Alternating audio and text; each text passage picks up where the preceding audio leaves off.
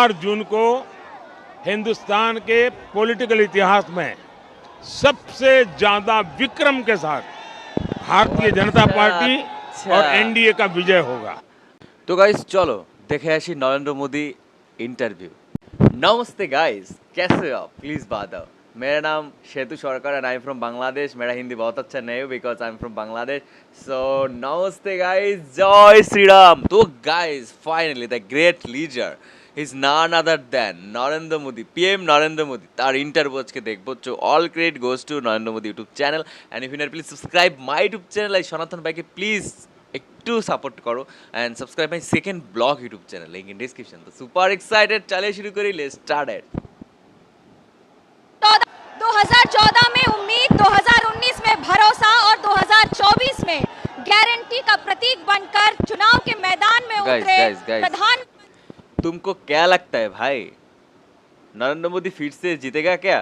And guys please बोलो যে হচ্ছে ভোটের সার্কুলার ডেট, হ্যাঁ রিলিজ ডেট কবে, হ্যাঁ এটা আমাকে জানাও। অনেকে বলে 3, 4, 5, তো আমাকে এক্স্যাক্টলি বলো কোন ডেটে এবং কোন তারিখে হচ্ছে ইলেকশনের রিলিজ হবে, ইলেকশন রিলিজ হবে, ঠিক আছে, মানে রেজাল্ট রিলিজ হবে, আমাকে একটু জানাও কমেন্ট করে, ঠিক আছে। मंत्री नरेंद्र दामोदर दास मोदी हमारे साथ हैं। मोदी जी, उड़ीसा में ये भीड़ देखकर क्या कहेंगे, क्योंकि इस बार जो नारे लगे 10 साल के कार्यकाल में कितना भरोसा है कि पिछले रिकॉर्ड टूटेंगे?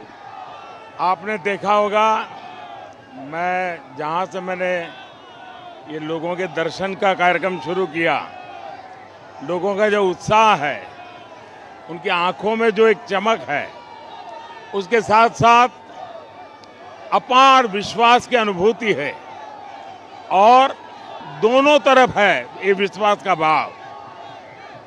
मैं उड़ीसा में 2 या 3 बार यहाँ अलग अलग जगह पे गया हूँ।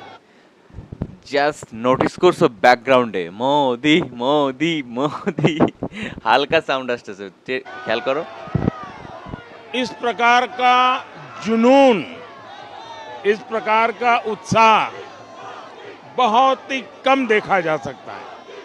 लैंग्वेज का प्रॉब्लम होने के बावजूद भी मैंने देखा कि जो एक दिल का कनेक्ट है, मनों का भाव है, वो पूरी तरह जुड़ चुका है। Right right. और मैं पक्का मानता हूं कि उड़ीसा की लाइफ में उड़ीसा भाषा एक बहुत बड़ा टर्निंग पॉइंट है। गठबंधन की बात हुई थी, बना नहीं।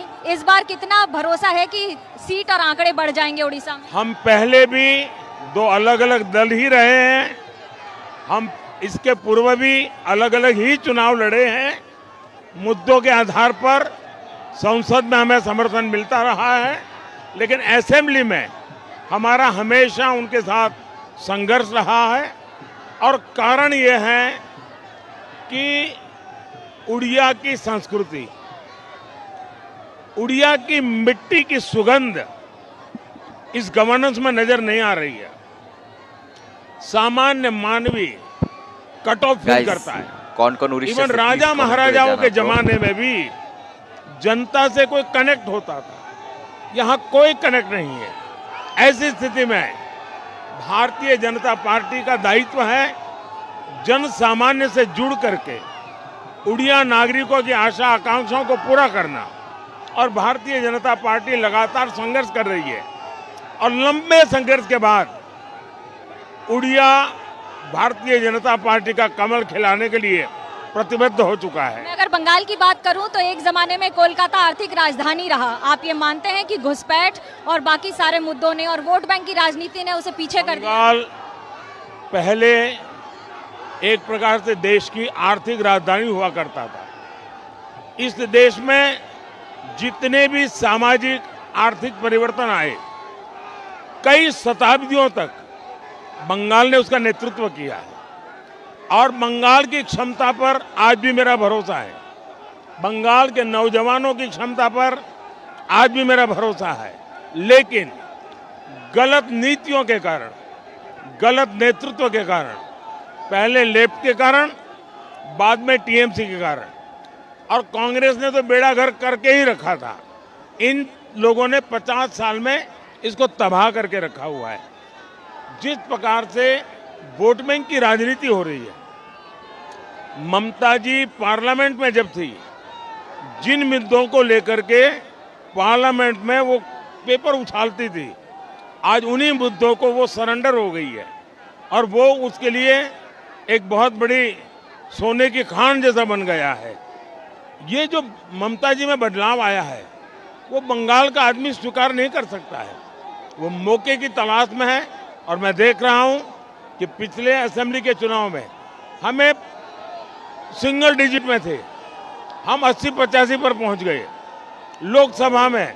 इस बार मैं क्लीन स्वीप देख रहा हूं, क्या बात है भाई। उड़ीसा में भी, पश्चिम बंगाल में भी।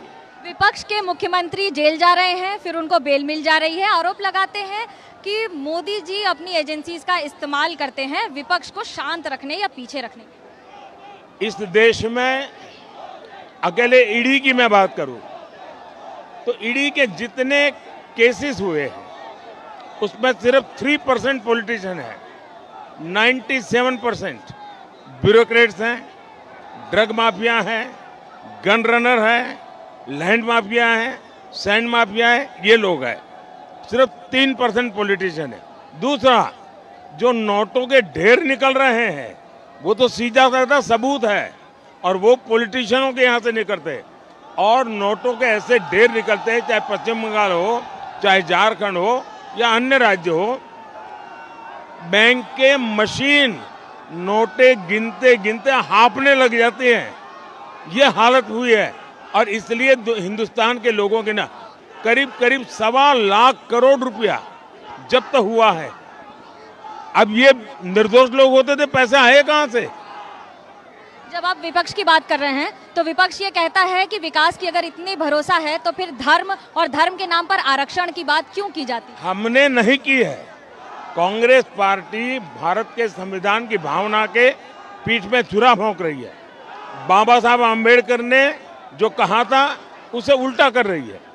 वे धर्म के आधार पर आरक्षण करने जा रहे हैं, हम इसको रोकने के लिए प्रतिबद्ध है और मोदी की ये गारंटी है, जब तक मोदी जिंदा है मैं SC, ST, OBC उनके आरक्षण में से रत्ती भर भी धर्म के आधार पर आरक्षण नहीं होने दूंगा। इसके लिए जीवन भर लड़ता रहूंगा। आखिरी सवाल, महिलाओं और युवाओं का आपको बहुत समर्थन मिला है, इस बार कितना भरोसा है? ऐसा है कि समाज के सभी वर्गों का और देश के सभी भूभाग से अपार जन समर्थन है। ये मेरा सौभाग्य है कि माताओं बहनों का मुझ पर विशेष कृपा रही है और मैं तो मानता हूँ माताएं बहनें सिर्फ वोट नहीं, वो मेरा रक्षा कवच है। वो मेरे लिए हमेशा मन्नत करती है।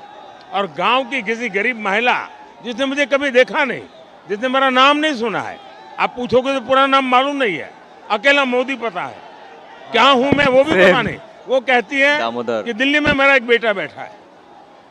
जीवन में इससे बड़ा संतोष क्या हो सकता है? 4 जून को रिजल्ट आएगा, मोदी जी उस दिन क्या कर रहे हैं? 4 जून को हिंदुस्तान के पॉलिटिकल इतिहास में सबसे ज्यादा विक्रम के साथ भारतीय जनता पार्टी और एनडीए का विजय होगा। अच्छा, 4 জুন মানে ফাইনাল, রাইট?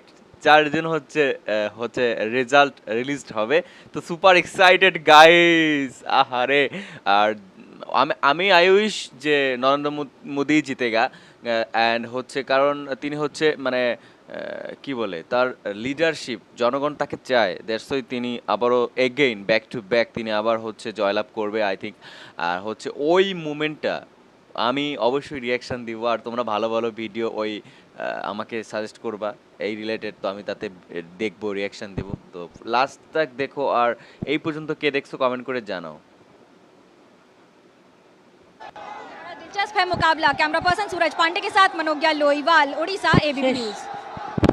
तो आप 2014 তো গাইস, এই ছিল ভিডিও। কেমন ছিল অবশ্যই কমেন্ট করে জানাও। আমার জাস্ট খুব ভালো লাগছে, আর তার স্পিচগুলো খুব ভালো লাগছে। তার সে নিজেই বলছে যে এমন অনেক অনেক গ্রামের মহিলারা রয়েছে, মানুষ রয়েছে যারা আমার পুরো নামটাও জানে না, কিন্তু তারা শুধু শর্ট নাম জানে মোদি। তারা তারা তারা সবসময় আশীর্বাদ মানে হচ্ছে ভালো কিছু আশা করে তার কাছ থেকে। তা এটা এটা হচ্ছে তার জন্য অনেক একটা ভালো বিষয়। আর দেখো আমি হিন্দি পুরো বুঝতে পারি কিন্তু বলতে পারি না, সো এটা হচ্ছে মোস্ট প্রবলেম। আর হিন্দি টুকিটাকি বলি, বাংলা হিন্দি ইংলিশ মিক্স করে, তোমরা কেউ মাইন্ড করো না, জানি ভালো লাগে না শুনতে। তাও আমি চেষ্টা করি। আমার কিছু বন্ধু রয়েছে ইন্ডিয়ান, তারা সাবস্ক্রাইবার, আমার বন্ধুই, সাবস্ক্রাইব হিসেবে দেখি না, বন্ধু হিসেবে দেখি। তো তারা আমাকে মাঝে মাঝে হিন্দি শিখায়। তো আমি শিখতেছি আর খুব তাড়াতাড়ি ভালোভাবে বলার চেষ্টাও করব।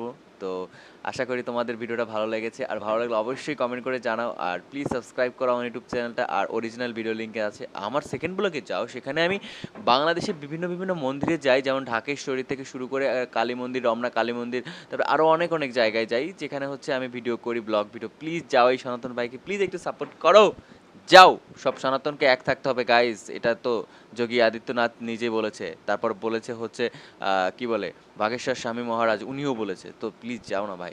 তো দেখা হচ্ছে নতুন কোনো ভিডিওতে, ভালো থাকবেন, নমস্কার, জয় শ্রীরাম, জয় শ্রীকৃষ্ণ, হর হর মহাদেব, বাই, টাটা।